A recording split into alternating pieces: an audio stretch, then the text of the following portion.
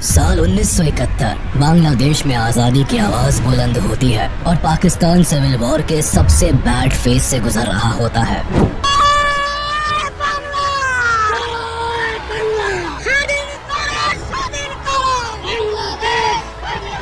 Pakistani army और Bangladeshi revolutionaries के बीच एक तरफ बड़ा घमासान जारी रहता है, वहीं दूसरी तरफ बांग्लादेश खुद को एक अलग देश घोषित कर चुका होता है। इसी बीच 3 दिसंबर 1971 को भारत के खिलाफ Pakistan operation Genghis Khan launch कर देता है।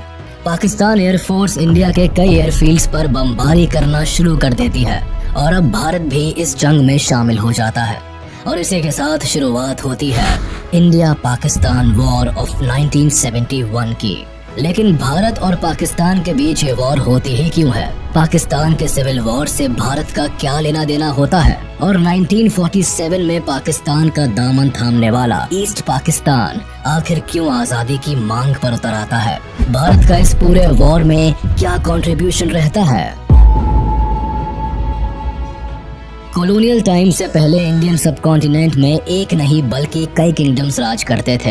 ये सभी किंगडम्स अपने आप को एक अलग भाषा, ट्रेडिशन, कल्चर से आइडेंटिफाई करते थे और कुछ यही कहानी आज के वेस्ट बंगाल और बांग्लादेश की भी थी, जो उस टाइम में बंगाल के नाम से जाना जाता था। 13th सेंचुरी से ही इस एरिया पर ज्यादातर मुस्लिम रूलर्स का रूल चलता था, लेकिन धर्म से ज्यादा यहाँ के लोग खुद को बंगाली भाषा, कल्चर और ट्रेडिशन से इंटीग्रेटेड महसूस करते थे। अलग अलग धर्म से होने के बाद भी यहाँ कम्युनिटीज में यूनिटी एग्जिस्ट करती थी। 1757 में बंगाल में ब्रिटिश राज आने के बाद कम्युनिटीज के बीच धर्म की खाई गहरी होती जाती है, लेकिन एक चीज जो हमेशा कॉमन रहती है वो है बंगाली एथनिसिटी। 1947 में ब्रिटिश रूल के खत्म होते ही भारत को आज़ादी मिलती है, लेकिन ये आज़ादी भारत को 2 देशों में बांट देती है, भारत और पाकिस्तान। मुस्लिम मेजॉरिटी लोग पाकिस्तान को चुन लेते हैं, जबकि भारत खुद को लोकतांत्रिक देश घोषित करता है। धर्म के नाम पर हुए इस विभाजन से दोनों देशों की बाउंड्रीज तो तय हो जाती है, लेकिन एक ही कल्चर, ट्रेडिशन और लैंग्वेज को फॉलो करने वाले रीजन्स 2 अलग मुल्क का हिस्सा बन जाते हैं। जैसे आधा पंजाब पाकिस्तान को मिलता है और आधा भारत का हिस्सा बनता है। पार्टीशन की लकीरों से बंगाल भी अछूता नहीं रहता है। स्टार्टिंग फेज में पूरा बंगाल रीजन पार्टीशन को स्ट्रांगली अपोज करता है, लेकिन जब विभाजन की मांग तेज होती है तो बंगाल का वेस्टर्न रीजन भारत में शामिल हो जाता है। वही Muslim majority East Bengal Pakistan का हाथ थाम लेता है। उनकी उम्मीद होती है कि इस्लाम के फाउंडेशन पर बने पाकिस्तान में उन्हें better social and economic status और फैसिलिटीज मिलेंगी। साथ ही पाकिस्तानी गवर्नमेंट उनके फंडामेंटल राइट्स को रिकॉग्नाइज करे और उन्हें उनका पूरा हक दे। पाकिस्तान के साथ भारत में रह रहे कुछ मुस्लिम्स की भी यही उम्मीद होती है। इसलिए जब बंटवारा होता है तो दोनों ही कम्युनिटीज में मास माइग्रेशन देखने को मिलता है। हिंदू पाकिस्तान से भारत आते हैं तो मुस्लिम भारत से पाकिस्तान चले जाते हैं। वेस्ट बंगाल और बिहार से भी कई बिहारी मुस्लिम्स ईस्ट बंगाल की तरफ माइग्रेट करते हैं और हिंदू लोग भारत आ जाते हैं। ये मास माइग्रेशन अपने साथ एक बहुत बुरा दौर लेकर आता है, जिसमें दंगे फसाद से बेकसूर लोग मारे जाते हैं। लॉ एंड ऑर्डर पूरी तरह से तहस नहस हो जाता है। 14 लाख लोग अपना घर छोड़ देते हैं और लाखों फैमिलीज को अपनी डेस्टिनेशन पर पहुंचने से पहले ही मौत के घाट उतार दिया जाता है। मरने वालों की संख्या 2 लाख से 20 लाख तक बताई जाती है। इन टफेस्ट सिचुएशंस के बीच इंडिया का डिवीजन हो जाता है और एक नई कंट्री दुनिया को मिलती है, पाकिस्तान, जिसके 2 हिस्से होते हैं, वेस्ट पाकिस्तान और ईस्ट पाकिस्तान, जो एक दूसरे से 1600 किलोमीटर की दूरी पर होते हैं। पाकिस्तान की फॉर्मेशन में मेजॉरिटी भले ही मुस्लिम्स की होती है, लेकिन सभी एक अलग एथनिक ग्रुप को रिप्रेजेंट करते हैं। Majority of ethnic group Bengali Muslim की होती है, जो ईस्ट पाकिस्तान में रहते हैं, जबकि वेस्ट पाकिस्तान में पंजाबी, सिंधी, पख्तूनी और बलोची एथनिक ग्रुप की सुपीरियरिटी रहती है। ऐसे में एक बड़ी आबादी होने के बाद भी बंगाली मुस्लिम्स को साइडलाइन कर दिया जाता है। पॉलिटिक्स से लेकर ब्यूरोक्रेसी, मिलिट्री और सभी पावरफुल पोजीशंस पर वेस्ट पाकिस्तान के एथनिक ग्रुप को रिप्रेजेंटेशन मिलती है। Specifically government related important decisions and work primarily West Pakistan में कॉन्सेंट्रेटेड रहते हैं। पाकिस्तान की पॉलिटिक्स में भी भी वेस्ट पाकिस्तान का इन्फ्लुएंस रहता है। 1947 में पाकिस्तान की शुरुआत भारत की तरह एक पार्लियामेंट्री डेमोक्रेसी से होती है, जिसमें प्राइम मिनिस्टर की कमान लियाकत अली खान संभालते हैं, जबकि मोहम्मद अली जिन्ना को पहला गवर्नर जनरल बनाया जाता है। अपने पहले ही टर्म में लियाकत सरकार को ईस्ट पाकिस्तान और वेस्ट पाकिस्तान को इफेक्टिवली गवर्न करने में कई परेशानियों का सामना करना पड़ता है, जो आने वाली सरकार को भी महसूस होती है। मैक्सिमम पावर सेंट्रल गवर्नमेंट में एक ही पोजीशन पर कॉन्सेंट्रेटेड होती है, जिसकी वजह से पाकिस्तान में पॉलिटिकल इंस्टेबिलिटी भी आने वाले सालों में देखने को मिलती है और ईस्ट पाकिस्तान को रिप्रेजेंटेशन का सही मौका नहीं मिल पाता है। 21 मार्च 1948 को मोहम्मद अली जिन्ना एक नया रूल लेकर आते हैं और उर्दू को पाकिस्तान की ऑफिशियल लैंग्वेज डिक्लेयर कर देते हैं।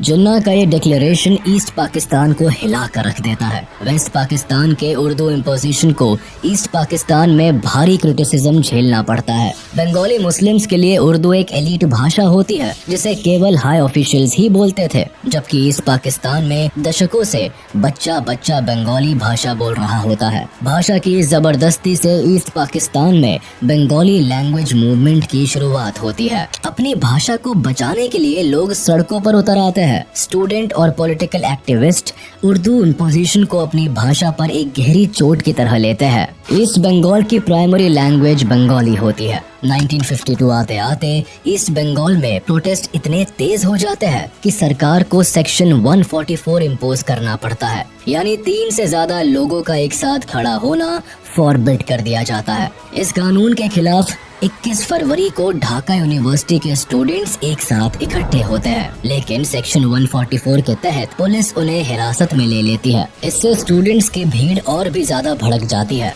और student East Bengal legislative assembly में घुसने की कोशिश करते हैं।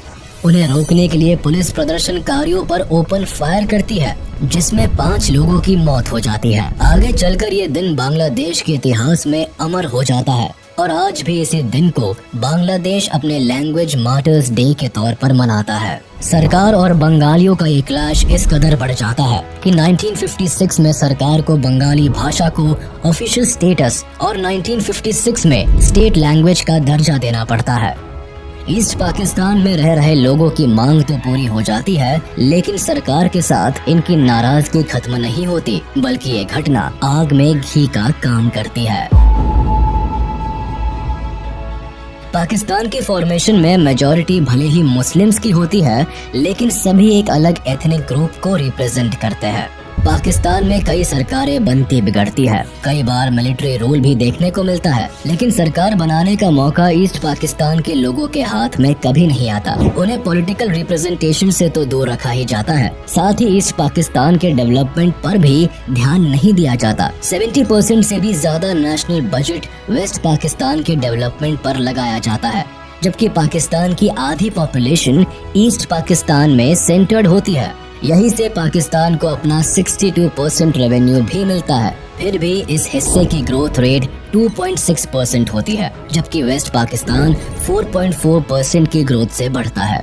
एक ही देश के दोनों हिस्सों में इस हद तक इकोनॉमिक डिस्क्रिमिनेशन होने से गवर्नमेंट और बंगाली लोगों के बीच की खाई गहरी होती चली जाती है। 1966 में मामला तब ज्यादा बिगड़ जाता है जब ईस्ट पाकिस्तान की अवामी लीग पार्टी सेंट्रल गवर्नमेंट के सामने इकोनॉमिक डेवलपमेंट को लेकर 6 पॉइंट की डिमांड उठाती है। पार्टी के लीडर शेख मुजीबुर रहमान इन डिमांड्स को पेश करते हैं, जिसमें साफ कहा जाता है कि ईस्ट पाकिस्तान को एक ग्रेटर ऑटोनॉमी बना दिया जाए। इसके रिसोर्सेज को यूज करने की पावर ईस्ट पाकिस्तान की सरकार के हाथ में दी जाए, यहाँ तक कि ईस्ट पाकिस्तान की अपनी एक अलग करेंसी हो, साथ ही वहाँ एक अलग रिजर्व बैंक स्टैब्लिश किया जाए। इसके अलावा ईस्ट पाकिस्तान को फॉरेन रिजर्व रखने की पावर भी दी जाए और इनके पास अपनी एक अलग डिफेंस फोर्स हो। अवामी लीग की डिमांड सत्ता में बैठी सरकार की जड़ें हिला देती है। इन पॉइंट से जाहिर होता है कि ईस्ट पाकिस्तान को इंडिपेंडेंट कंट्री बनाने की कोशिश की जा रही है। सरकार इन सभी पॉइंट्स को रिजेक्ट कर देती है और इन डिमांड्स को देश के खिलाफ बताती है। अवामी लीग भी इस फैसले से चुप नहीं बैठती और कंटिन्यूस इस पर काम काम करती है। इसीलिए 1968 में सरकार अवामी लीग के लीडर शेख मुजीबुर रहमान और कई ऑफिशियल्स को देश के खिलाफ कॉन्स्पिरेसी रचने के इल्जाम में अरेस्ट कर लेती है।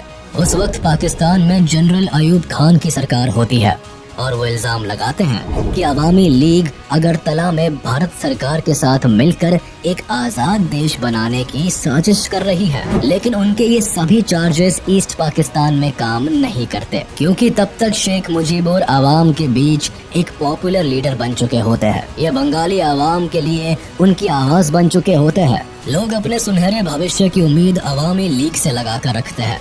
इसीलिए जब शेख मुजीबुर के अरेस्ट की खबर ईस्ट पाकिस्तान की जनता को मिलती है तो लोग सड़कों पर उतर आते हैं, जगह जगह प्रोटेस्ट होने लगते हैं। लोगों में इस कदर गुस्सा भरा होता है कि सरकार को मजबूरन घुटने टेकने पड़ते हैं। 22 फ़रवरी 1969 को शेख मुजीबुर को रिहा कर दिया जाता है। लेकिन ईस्ट पाकिस्तान में प्रोटेस्ट इस कदर बढ़ जाते हैं कि जनरल अयूब खान को रिजाइन करना पड़ता है। इसके बाद प्रेसिडेंट का पद संभालते हैं जनरल याह्या खान, जो 1970 में पाकिस्तान में पहली बार जनरल इलेक्शन कराते हैं।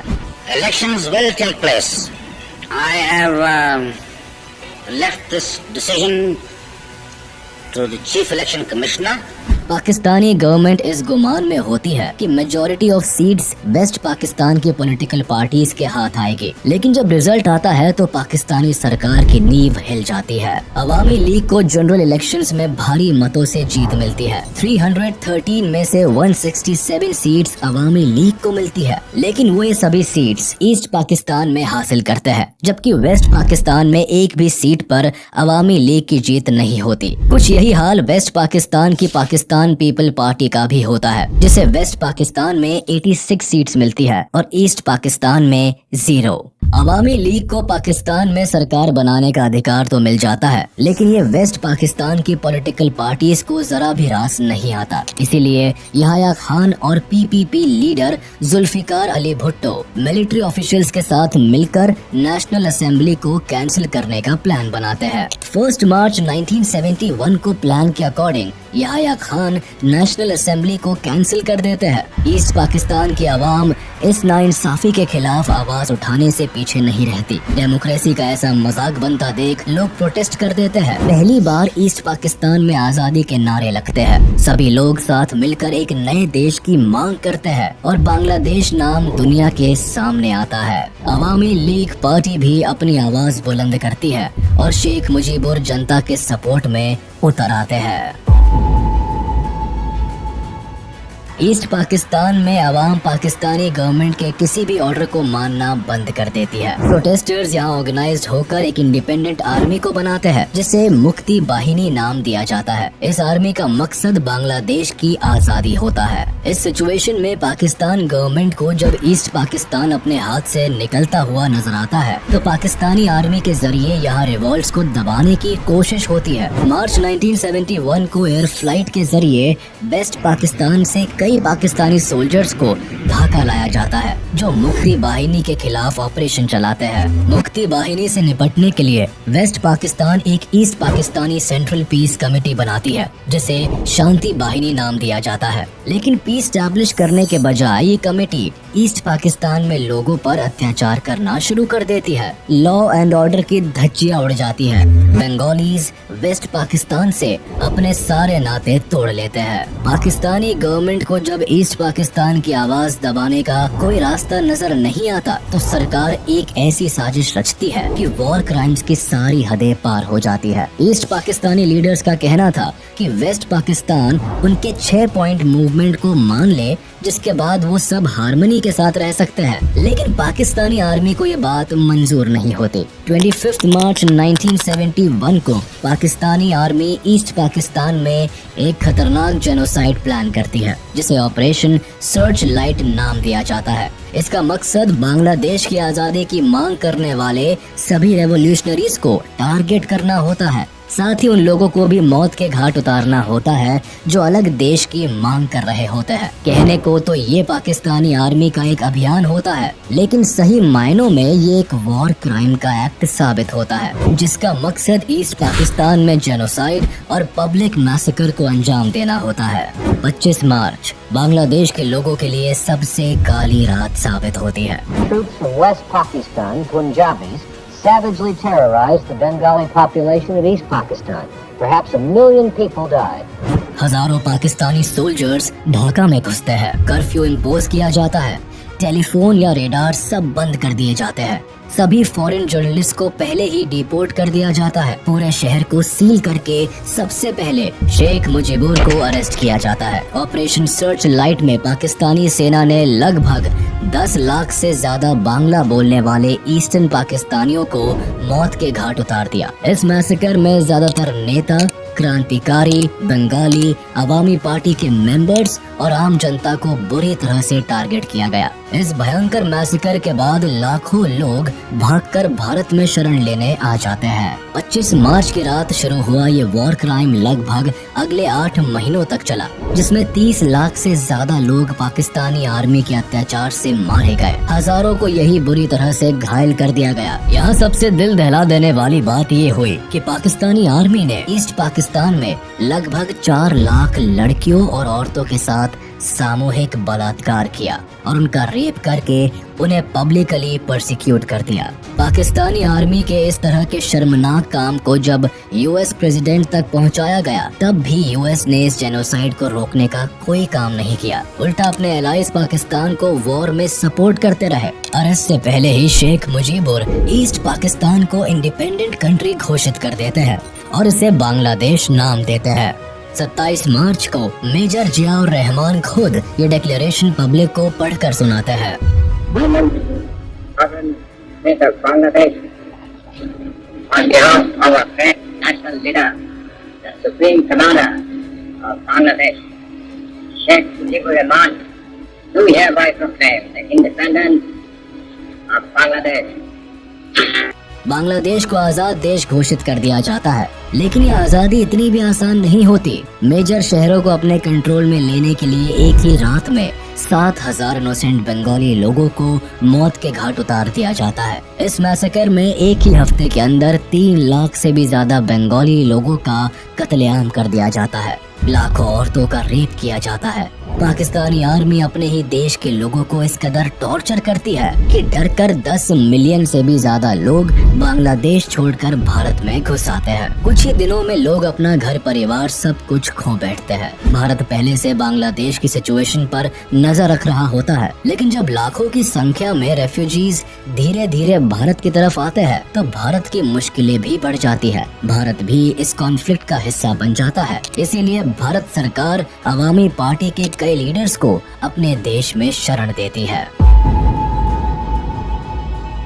10 अप्रैल 1971 को अवामी लीडर्स कोलकाता में ही people republic of Bangladesh government को बनाते हैं। शेख मुजीबुर रहमान को बांग्लादेश का प्रेसिडेंट चुन लिया जाता है, जबकि तजुद्दीन अहमद को प्राइम मिनिस्टर बनाया जाता है। लेकिन भारत की असल समस्या 10 मिलियन रेफ्यूजीज को लेकर होती है। आखिर इतने बड़ी संख्या को सर्व करना भारत के लिए मुश्किल होता है। रेफ्यूजीज के आने जाने से भारत पर एक बड़ा इकोनॉमी बर्डन पड़ता है। साथ ही बांग्लादेश में चल रहा जेनोसाइड भी भारत सरकार के लिए कंसर्न बनता जा रहा था। इसीलिए इंदिरा गांधी फैसला लेती है कि बांग्लादेश की आजादी की इस लड़ाई में भारत भी शामिल होगा। 28 अप्रैल 1971 प्रधानमंत्री Indira Gandhi chief of army staff general Sam Manekshaw से बांग्लादेश की सिचुएशन डिस्कस करती है और उन्हें कहती है कि वो जंग की तैयारी करे। लेकिन मानेकशॉ वॉर चैलेंजेस को बताते हुए इतनी जल्दी वॉर पर जाने को अवॉइड करते हैं। वो बताते हैं कि मॉनसून के मंथ में बांग्लादेश में बाढ़ की स्थिति पैदा हो जाती है और ऐसी सिचुएशन में लड़कर जीत हासिल करना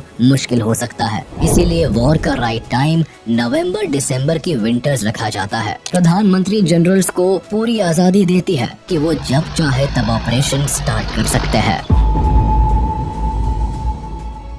हर तरह से मुफ्ती वाहिनी की सहायता करेंगे, बांग्लादेश के लोगों की मदद करेंगे। इंडियन आर्मी अपने काम की शुरुआत मुक्ति बाहिनी को ट्रेनिंग देने से शुरू करती है। सैम मानेकशॉ की लीडरशिप में इंडियन आर्मी मुक्ति बाहिनी को गोरिल्ला वॉरफेयर के लिए ट्रेन करती है। उन्हें हर एक टैक्टिक और स्ट्रेटेजी सिखाई जाती है जिससे वो पाकिस्तानी आर्मी पर भारी पड़ सके। साथ ही भारत की तरफ से वेपन्स की सप्लाई भी मुक्ति बाहिनी को दी जाती है। भारत अब तक इनडायरेक्टली ही इस युद्ध का हिस्सा होता है। रियलिटी में पाकिस्तान और भारत के बीच अब तक कोई क्लैश नहीं होता।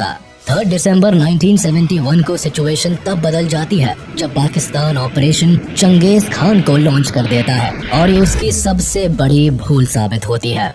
वो भारत के 11 एयरफील्ड्स को निशाना बनाता है। अमृतसर, आगरा, पठानकोट, जोधपुर, श्रीनगर, अंबाला जैसे 11 एयरफील्ड्स को टारगेट किया जाता है। रेडार स्टेशन को डिस्ट्रॉय करने की कोशिश की जाती है। पाकिस्तान की तरफ से जंग का बिगुल बज चुका होता है और उसी शाम इंदिरा गांधी भी रेडियो मैसेज देकर जनता को इसकी जानकारी देती है। कुछ ही घंटे पहले करीब 5:30 बजे शाम के 3 दिसंबर पाकिस्तान ने हमारे ऊपर एक हमला किया।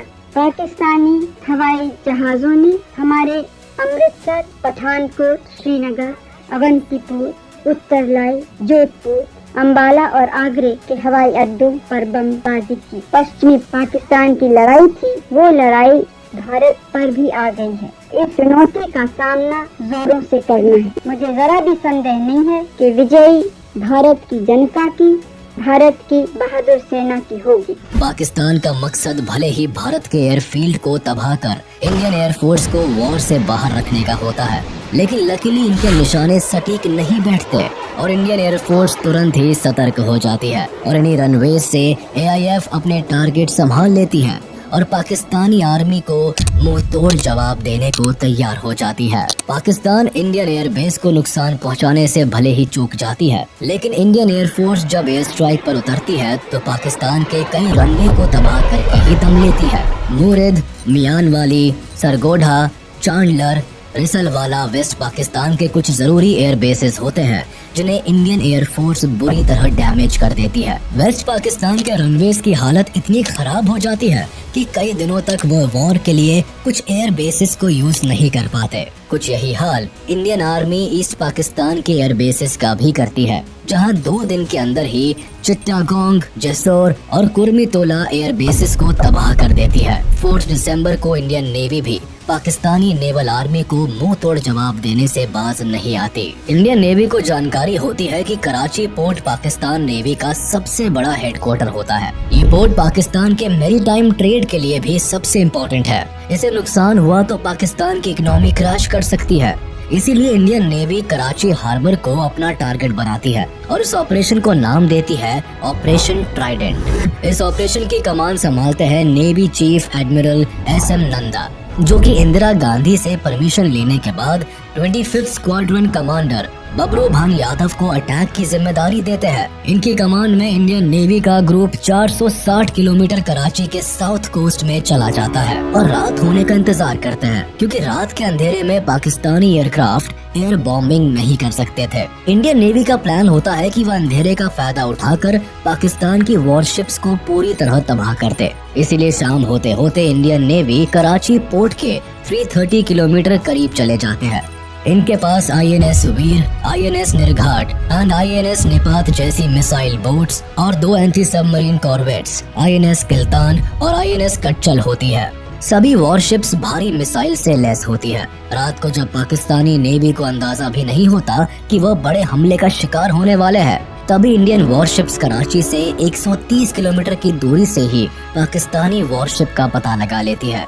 सबसे पहले मिसाइल अटैक INS नीरघाट करती है और पाकिस्तान के बैटल्स क्लास डिस्ट्रॉयर PNS खाइबार के टुकड़े टुकड़े कर डालती है। उसके बाद INS वीर और INS निपत भी अपना कमाल दिखाते हैं और PNS चैलेंजर और PNS मुहाफिज को मिसाइल से बर्बाद कर पानी में डुबो देते हैं। इस ऑपरेशन में INS निपात पाकिस्तान के केमारी ऑयल स्टोरेज टैंक्स को भी निशाना बनाता है और पाकिस्तान का ऑयल स्टोरेज आग की लपटों में जल के बर्बाद हो जाता है। करीब 7 दिन तक पाकिस्तान इस आग को बुझाने में नाकामयाब रहता है और दुनिया भर के अखबारों में इंडियन नेवी की इस आग को बिगेस्ट बॉनफायर करार दिया जाता है। इसके जवाब में पाकिस्तानी नेवी इंडिया के ओखा पोर्ट को बॉम्ब करने से पीछे नहीं रहता ताकि उन्हें अपनी बर्बादी का बदला मिल सके। वो हमले से भारत के फ्यूलिंग फैसिलिटीज, एम्यूनिशन डंप और मिसाइल बोट्स जेटी को नुकसान पहुंचाना चाहता है। लेकिन पाकिस्तान के प्लान को समझते हुए इंडियन नेवी अपनी मिसाइल बोट्स को पहले ही ओखा पोर्ट से हटा देता है और यहाँ भी पाकिस्तान के हाथ केवल हार ही आती है। इंडियन नेवी का ये पहला ऑपरेशन होता है जिसमें एंटी मिसाइल्स का इस्तेमाल किया जाता है और आज के दिन इस दिवस को इंडियन नेवी डे के रूप में मनाया जाता है। इसके अलावा पाकिस्तानी नेवी को इस वॉर में सबसे ज्यादा डर INS विक्रांत का भी होता है। उन्हें ये जानकारी होती है कि INS विक्रांत जंग की तस्वीर पलट कर रख सकता है, क्योंकि INS विक्रांत शान से बे ऑफ बंगाल के रास्ते ईस्ट पाकिस्तान पर एयरफोर्स को कैरी किए हुए ऑलरेडी एक्टिव था। इसलिए पाकिस्तानी आर्मी इसे बर्बाद करने के लिए PNS गाजी को इस रूट में भेजती है। लेकिन मामला उल्टा पड़ जाता है। नेवल सबमरीन PNS गाजी कराची से बे ऑफ बंगाल की तरफ आती है, लेकिन इसके पहले वो अपने प्लान को एक्टिवेट कर पाता इंडियन नेवी के डिफेंस फोर्स को इस साजिश की खबर लग जाती है। भारत भी चौकन्ना हो जाता है। यहाँ PNS गाजी को चकमा देने के लिए विशाखापट्टनम पर INS राजपूत को एक्टिव कर दिया जाता है और ऐसा जताया जाता है कि विशाखापट्टनम पोर्ट पर INS विक्रांत खड़ा है। पाकिस्तानी नेवी को गुमराह करने के लिए INS विक्रांत के कॉल साइन का यूज किया जाता है। साथ ही INS राजपूत से भी सिग्नल्स भेजे जाते हैं। अपने मिशन को अंजाम देने के लिए PNS गाजी जैसे ही विशाखापट्टनम पोर्ट पर पहुंचता है, तभी INS राजपूत 2 डेप्थ चार्जर्स से PNS गाजी सबमरीन पर हमला करता है। PNS गाजी इस पूरे मामले को समझता और रिट्रीट करता।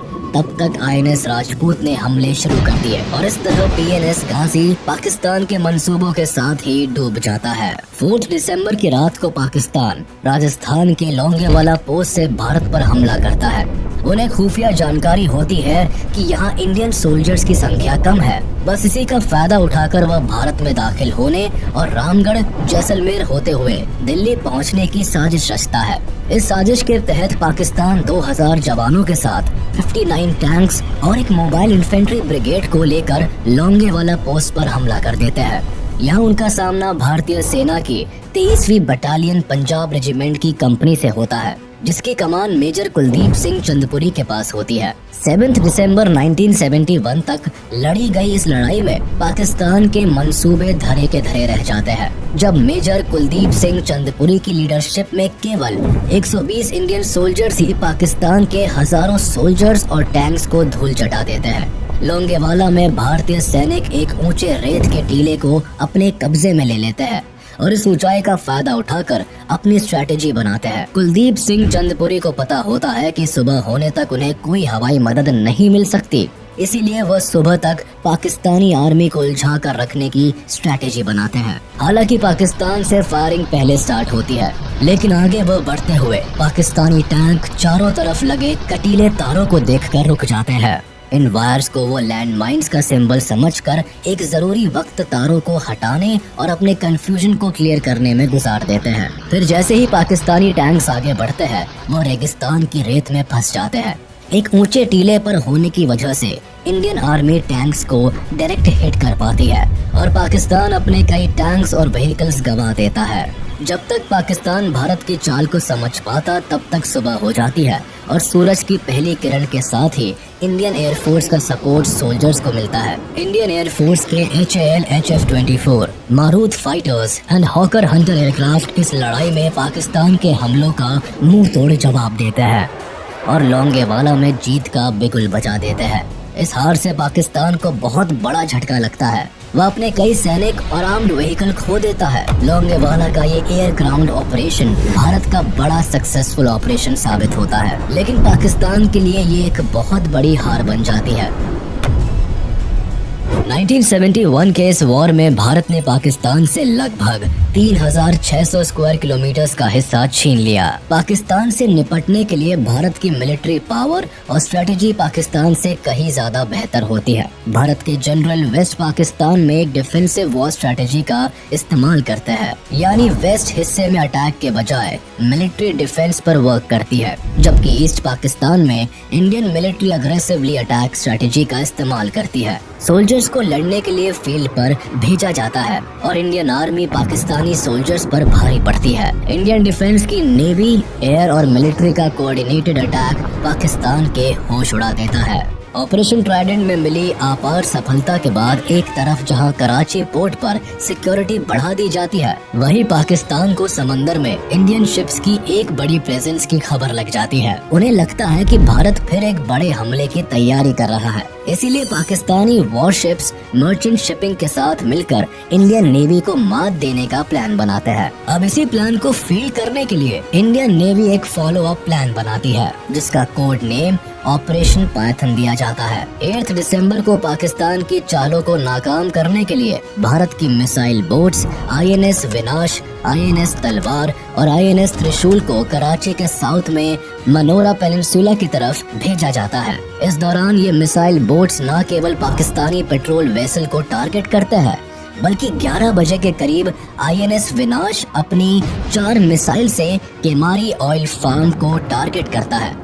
इस अटैक से पाकिस्तान का बचा कुचा केमारी ऑयल स्टोरेज भी तबाह हो जाता है। साथ ही Panamanian fuel tanker SS Gulf Star को भी भारी नुकसान पहुंचता है। INS विनाश पाकिस्तान के नेवी फ्लीट टैंकर PNS डक्का को बुरी तरह ध्वस्त कर देता है। इस हमले से कराची की 50% ऑयल रिक्वायरमेंट धुआं हो जाती है। पाकिस्तान की अर्थव्यवस्था को एक बड़ा झटका लगता है और एक ही रात में पाकिस्तान को लगभग $3 बिलियन का नुकसान उठाना पड़ता है। इस अटैक में भारतीय नेवी को तो कोई नुकसान नहीं पहुंचता, लेकिन पाकिस्तान को केवल आसमान ही नहीं बल्कि समंदर से भी एक बड़ी हार का सामना करना पड़ता है। वॉर में अपनी डूबती नैया को किनारे लगाने के लिए पाकिस्तान UN के पास पहुंचता है और अपील करता है कि भारत को इस वॉर से बाहर रहने के लिए कहा जाए। 4 दिसंबर को जहां एक तरफ पाकिस्तान भारत पर अटैक करता है, वहीं साइमल्टेनियसली यूनाइटेड नेशंस की सिक्योरिटी काउंसिल असेंबल होती है। एक लंबे डिस्कशन में अमेरिका सीधे पाकिस्तान के समर्थन में कूद जाता है।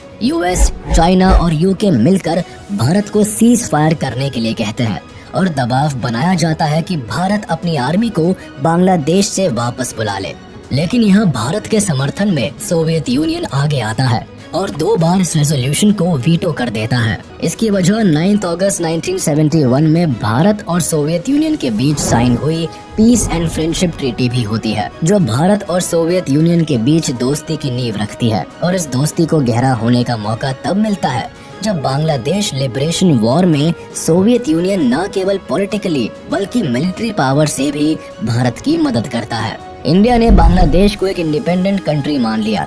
इसी दिन भूटान भी विश्व का पहला देश बना जिसने बांग्लादेश को ऑफिशियली एक इंडिपेंडेंट कंट्री के तौर पर एक्सेप्ट कर लिया। 8 दिसंबर 1971 को जब अमेरिका की इंटेलिजेंस को ये रिपोर्ट मिलती है कि भारत ईस्ट पाकिस्तान में एक ऑफेंसिव अटैक प्लान कर रहा है, तब US पाकिस्तान के समर्थन में अपनी 7th fleet task force bay of Bengal की तरफ भेज देता है। US का ये 7वां बेड़ा दुनिया का सबसे बड़ा एयरक्राफ्ट कैरियर होता है, जिसका वजन 75,000 टन के करीब होता है।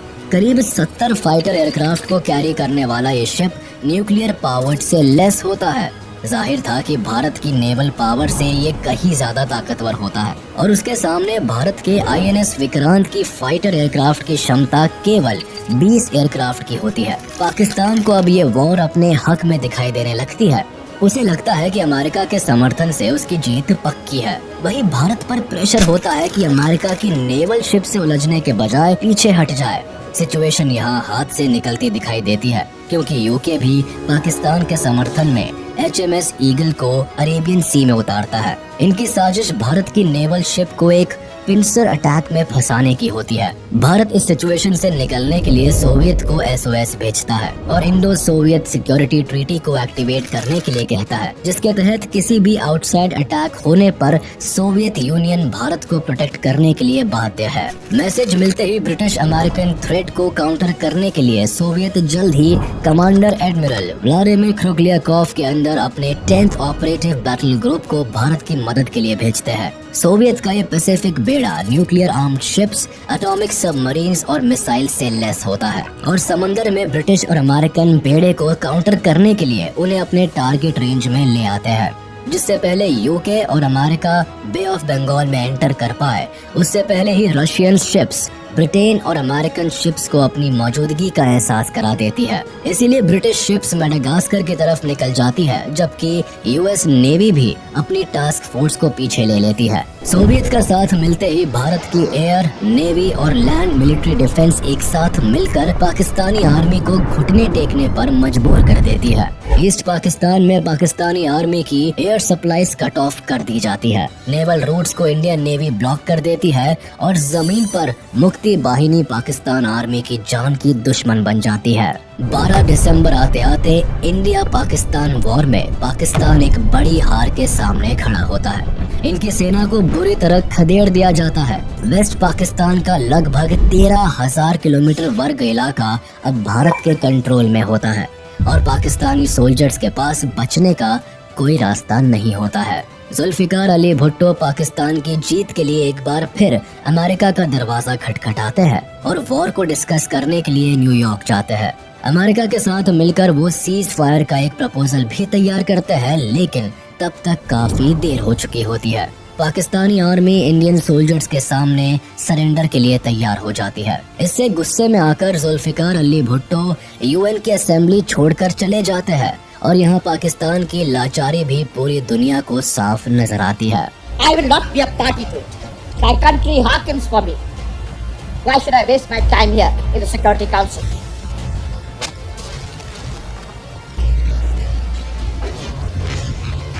Major general JFR Jacob lieutenant general AAK Niazi के सामने इंस्ट्रूमेंट ऑफ सरेंडर का प्रपोजल रखते हैं, तो लेफ्टिनेंट जनरल AAK नियाजी इसे साइन करने से इनकार कर देते हैं। लेकिन मेजर जनरल जेकब उन्हें ये कहकर 30 मिनट का सोचने का समय देते हैं कि अगर ये इंस्ट्रूमेंट साइन नहीं हुआ तो पाकिस्तानी आर्मी के 1 लाख से भी ज्यादा सोल्जर्स की मौत के जिम्मेदार वो होंगे और मुक्ति बाहिनी को रोकने के लिए भारत आगे नहीं आएगा। 16 दिसंबर 1971 को ढाका में पाकिस्तानी आर्मी के 93,000 सोल्जर्स इंडियन आर्मी के सामने सरेंडर कर देते हैं। सभी अपनी बंदूक इंडियन आर्मी के सामने झुका देते हैं। वर्ल्ड वॉर 2 के बाद ये दुनिया का सबसे बड़ा सरेंडर होता है, जहां लगभग 1 लाख से ज्यादा सोल्जर्स इंडियन आर्मी के सामने सर झुकाए खड़े होते हैं। लेफ्टिनेंट जनरल AAK नियाजी बिना किसी रेजिस्टेंस के इंस्ट्रूमेंट ऑफ सरेंडर को साइन कर देते हैं। उनके चेहरे पर शर्म और लाचारी साफ झलकती दिखाई देती है और वो इस पूरी घटना के दौरान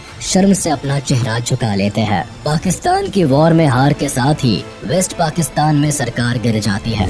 भारत की ये जीत पाकिस्तान के इतिहास में काला धब्बा बन जाती है। इस जीत से जहां भारत की डिफेंस फोर्स अपना लोहा मनवाती है, वहीं बांग्लादेश को उनकी आजादी मिलती है। इंदिरा गांधी बांग्लादेश को इस जीत की बधाई देती हैं। शेख मुजीबुर रहमान को भी रिहा कर दिया जाता है और वह आजाद बांग्लादेश के पहले प्रेसिडेंट बनते हैं। लेकिन बांग्लादेश को अपनी इस आजादी की एक बहुत बड़ी कीमत चुकानी पड़ती है। कई बच्चे, जवान और इंटेलेक्चुअल्स को आजादी की इस लड़ाई में अपना सब कुछ कुर्बान करना पड़ता है।